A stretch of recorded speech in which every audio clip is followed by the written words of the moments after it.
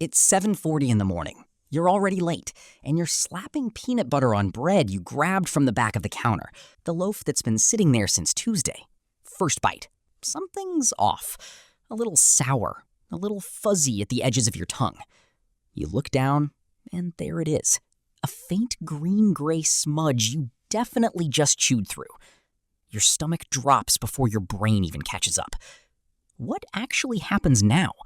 Not in some vague someday sense. Right now, in your body, in the next hour. Here's the blunt version. Probably nothing.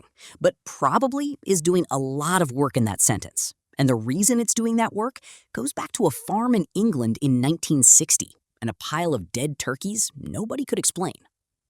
Most people think mold is mold. It's all the same nasty stuff. And if you eat a little, worst case you get a stomachache and move on with your life. That's the story we've all absorbed.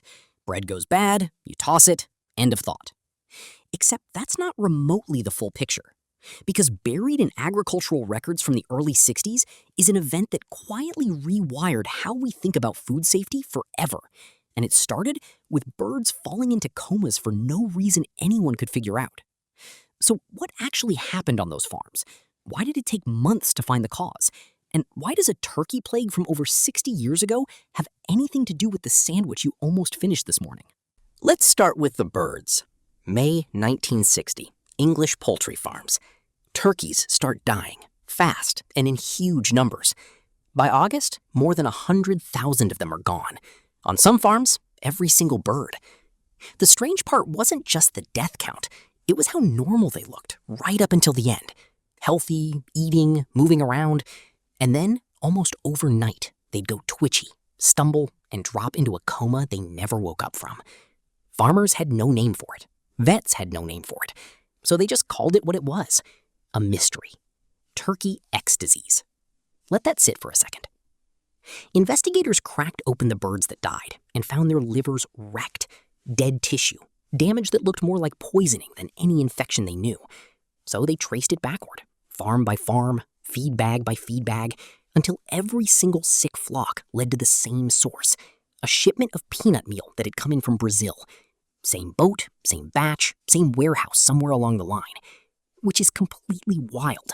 A single shipment on a single ship, quietly feeding a slow-motion poisoning across an entire country's poultry industry, and nobody clocking it for months. Here's where it gets darker. Scientists took that peanut meal into the lab and ran it under ultraviolet light.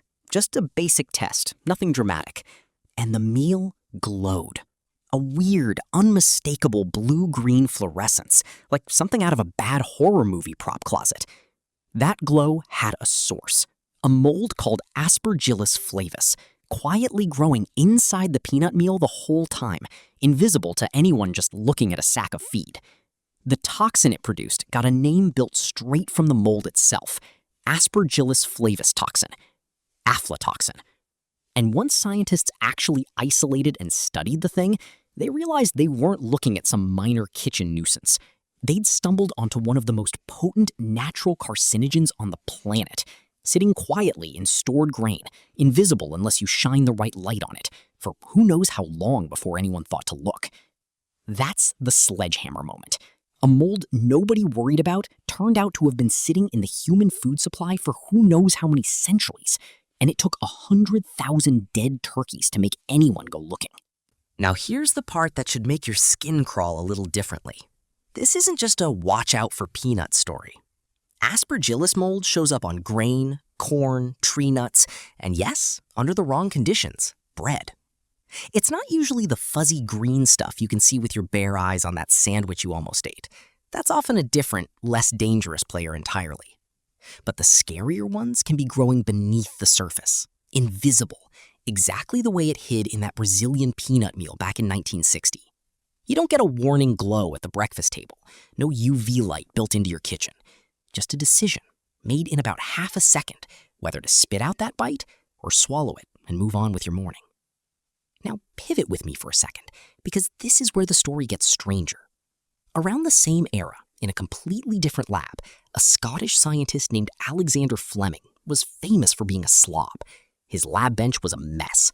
Petri dishes stacked everywhere, windows left open, samples forgotten for weeks at a time. In 1928, he came back from a vacation to find one of his bacterial cultures had been contaminated by, of all things, a stray mold spore that had drifted in through the window. Any careful scientist would have tossed the dish in disgust. Fleming almost did too. But he noticed something instead. Around the mold, the bacteria were dead, wiped out. Something in that mold was killing them. That mold gave us penicillin, the first true antibiotic, a substance that has, by some estimates, saved hundreds of millions of human lives since. Slam these two stories together and look at what you're actually holding. Two accidental mold contaminations, decades apart, both born from carelessness and mess instead of careful design. And one built the foundation of modern medicine, while the other turned out to be a slow-acting carcinogen hiding in animal feed and stored grain. Same basic biological accident, wildly different fate. Mold doesn't care which direction it pushes you. It just grows. Which brings us to the part of this story that actually makes me angry. Fleming got knighted. He shared a Nobel Prize.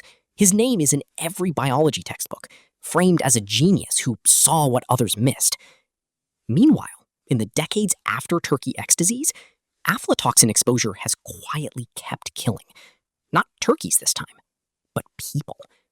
Farmers and families in parts of the world with poor grain storage, hot, humid climates, and no cold, dry facility to keep their corn and peanuts safe. People who didn't get a UV lamp, a lab, or a headline. They got liver damage, sometimes liver cancer, from eating the food they had, because that's what was available. Same mold family, same basic accident of biology and bad luck. One man got a statue. Millions of quieter people got a health risk nobody warned them about, because wealth and infrastructure decide who gets protected from a threat like this, and who gets left holding the moldy bag, sometimes literally. So back to you, standing in your kitchen, bread in hand, heart rate a little elevated over one weird bite. Here's the actual unglamorous truth doctors will tell you. A small bite of visibly moldy bread almost never hurts you. Spit it out if you can, don't panic, drink some water, and your gut and immune system will most likely handle the rest without you ever knowing anything happened. The real danger was never really about your sandwich. It's about the stuff you can't see. The mold growing quietly in bulk grain storage on the other side of the planet, in conditions built entirely around what a country can afford to control. Turkey X disease didn't just name a toxin. It exposed a fault line that's still sitting under the modern food system right now, mostly invisible, mostly unmonitored, in exactly the places with the least power to fix it. So next time you catch a whiff of something a little sour off a slice of bread, ask yourself the real question. Not, will this hurt me? Because it almost certainly won't. Ask who decided your food supply was safe enough in the first place, and who never got that guarantee at all. Drop your answer below.